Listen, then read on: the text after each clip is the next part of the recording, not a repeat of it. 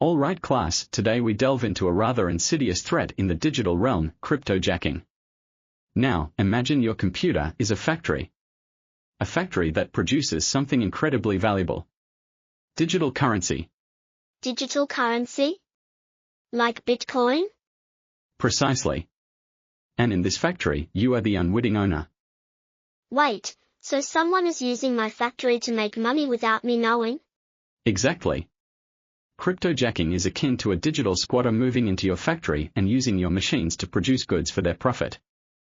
They don't pay rent, they don't contribute to the upkeep, they simply consume your resources. But how do they get in? Think of your software applications and internet connections in your computer as a factory with doors and windows.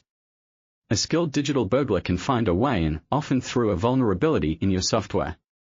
Once inside, they install their crypto mining software to secretly use your computer's processing power. So, my computer gets slower?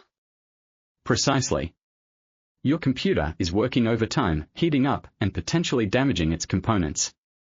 It's like running a marathon without rest. Is there anything I can do to stop it? Absolutely. Keep your software updated, use reputable antivirus software, and be wary of suspicious downloads. And remember, if your computer starts behaving oddly, it might be time to call in the digital exterminators. So, it's like a parasite? An apt analogy.